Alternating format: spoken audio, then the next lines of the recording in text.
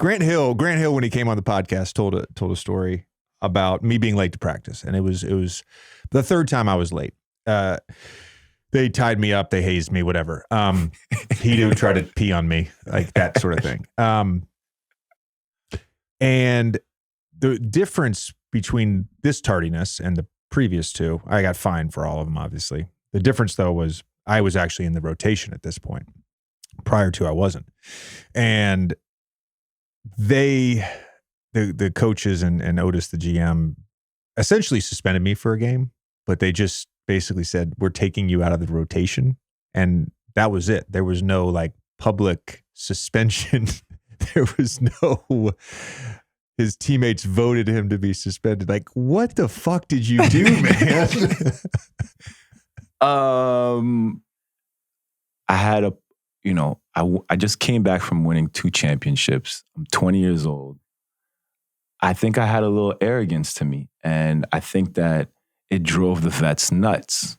So it was obvious that when I got there, I was always a hard worker, but it was obvious that they were trying to, Rook, chill out. Like if I tell you to pick up your phone at 4 a.m. and go get me some shit, you're going to go get me donuts, and because I said so. So I'm like, okay, so this is the first kind of, I never got this vibe before of just like people like trying to debo me, So I remember Skiles, I worked out every day at the Birdo. As soon as I got drafted, I got straight to Chicago. I'm working all summer. Skiles comes up to me, he's like, yo, you're gonna start. And I'm like, okay, I'm gonna start? I'm like with Ben Wallace and all these guys. I'm like, yo, this is Ben Gordon, Kirk Heinrich, and I'm just like, yo, this is so exciting, and the team's good. We're going through plays. Like after 5 minutes, he's like, turn your jersey around. He's like, this isn't gonna. So he had like a plan the whole time from the first practice that he was gonna fuck with me. So okay, I see what's going on here. Like they're trying to humble me, right? So we come out with really bad start just to the year, and I don't think I've ever lost. I think we lose like not 8 games in a row in first 10 games. I'm like, this is. I've never lost 8 games before in my life. Like all we've been doing is winning, and so I'm like pissed off about the whole thing.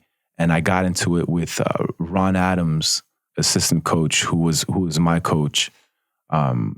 Worked with him all summer. Love the guy, But we got into it that day, and it got out of hand. I think if I remember, I think he told me to go fuck myself. He told me to go fuck myself, and I was like, "What?" And I went crazy. I wanted to fight him, and they were like, "Get your shit, go back to Chicago. We're in Philly." And he's like, "Get your shit, get the fuck out of shoot around. You're going home." So I'm like, Jesus, 10 games in. I'm getting sent home already. And I go back. I go back. I call coach. I'm like, "Coach, man, I'm so sorry, man. I really fucked up." Like we make up right away. Like, I mean, we're to this day we're close. So I get suspended. The next game we're playing in. We have practice in Atlanta, and so I have a good practice, getting ready. Ben Wallace in the huddle goes, as players, we feel like one game wasn't enough. So you're not playing tonight again. And I'm looking at my teammates. I'm like looking around like, I could tell like some of these guys didn't even know. I'm like, yo, you guys, what? And I remember Joe Smith going, "Did he stutter?" I'm like, holy shit. I mean, mind you, Ben Wallace is our captain. He has 2 headbands on his arms, So I'm like, I'm 220 pounds, like tiny, like just rinky dink. We end up playing in Orlando the next night. We get smoked we suck. gets smoked by 50. And I remember going into the locker room. And it's like, at this point, it's like I'm turning on the TV and it's like Joe Rogan's like, no, I don't think, this isn't college. And people are just like coming at me. They're talking at me on the TV. It's like I'm getting calls in my hotel room from like media and shit, like what's going on. I mean, so this is like the start of my NBA career. And so we play Orlando, we get smoked by 50. And I remember, guys were like clowning around in the locker room, like laughing. And I just like stood up to Body and I was like, yo, Body, this is bullshit. This is bullshit. I was like, I'm the one getting suspended and you guys are over here fucking around and laughing and shit. And we just got smoked by 50. And it was bad. So we had to get like broken up. And I think Body always like from that point on, Body is Ben Wallace. Is Ben, okay. I think he respected the fact that I stood up for myself. And I think a lot of people in that organization felt like, okay, this kid actually, because nobody wanted to tell him shit, And I think all those things were just, it was part of my growing up, But I did get suspended by my teammates. That's the story. I remember I was going through my own shit, right? My first few years. I don't remember you not playing. So when we're doing this background on this, I didn't realize we had such a shared experience early in our careers. And when we read the article about you getting into it with Ron, I thought back to my career, and there were times when I would witness guys try to fight in the locker room with a coach after a game, sometimes at practice. There's one time I firmly believe every player is allowed 2 blow-ups, no matter your status on the team. It's 82 games. It's peaks and valleys. 2 blow-ups. That's what you're allowed. You go over that, then you're a problem. So we play in Detroit. I'm with the Clippers. This is my last year with the Clippers. We play in Detroit, and they're running backside action for KCP. Okay.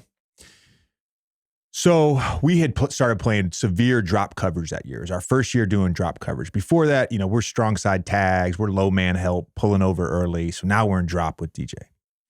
So early in the game, I'm fighting through Tobias Harris, right? First down screen. And then a DHO with Andre Drummond. And I've got to fight through that. And if early in the game, KCP hit like 2 pull-up jumpers because DJ's in drop coverage, right? And I'm like, I'm doing my job. I'm forcing a contested rear view contest too. So all of a sudden in the second half, Brendan O'Connor, our defensive guy that year, is like, I want you to chase over Tobias. I want you to chase over Andre Drummond. And then as soon as KCP starts going downhill, I want you to veer back. This is after he has the ball. Veer back to Tobias. All right. Tell me to do that, I'll do it. So now all of a sudden, I've got a 25-foot closeout to Tobias, right? So he, I think, drove by me one time. I think he got an open look. I don't know if he made a 3. They do it a couple times. And next day in film, Brendan's like, hey, let's go over this play, right? And I'm just like, I don't understand this coverage. Like, I understand what a veer back is. What you're asking me to do is not a veer back. You're asking me to guard a guy up until basically the top of the key. And then once he passes, go and run and close out on another guy. Tobias Harris is a fucking good player. So we kind of start chatting. Voices are raised. And he says to me, do your fucking job, right? Do your fucking job. And this is my 4th year in LA. And it's well chronicled. We had a lot of bullshit on that team. And I'm like, do my fucking job. I'm like, that's all I do is my fucking job. I'm the one who's like non-drama. And I told him to go fuck himself. DJ grabbed me, threw me on the bus. And that was it. Like, there was no suspension. And Doc, next morning we go for breakfast, pregame before we play Indiana. And Doc's like, Brennan, JJ, you guys good? And we're like, yeah, we're good. He's like, all right, let's move on. And that was it. But like, I like the blow-ups. It shows you care. That's dope, man. I like hearing people at their at their lowest moments, you know. My question. Their lowest moments. Got a lot of low moments, guys. a lot It's too long. It's too long for one podcast. My question for both of you guys, and there's obviously, some relevance to this question from the last 2 weeks, is when these blow-ups happen, is there a line? Well, A, is there a line, but then also, like, there are things that should stay in-house.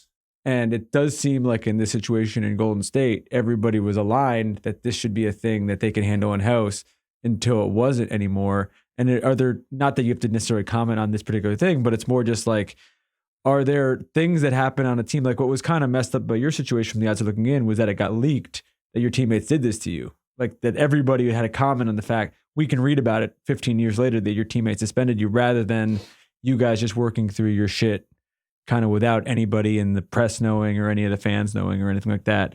Like, is there a trust that gets broken when this stuff gets out rather than just handling it, no matter how fucked up it is, inside the locker room? Yeah, I mean, I think that the way that the world is constructed right now, it's just impossible to keep things in-house anymore. The NBA is just, everything is public. It's insane. On the Draymond situation, I mean, everybody has something to say about it. But it's like, imagine, you at your worst and somebody leaking a video of you at your worst. Just like, think about your worst moment last week. It probably wasn't pretty. And imagine somebody taking a video of that and leaking it. So, and everybody having to say something about it. So it's not about pointing fingers. I think that the leaking thing is just so lame and so corny. And I think it's just where we are as like just society, I guess.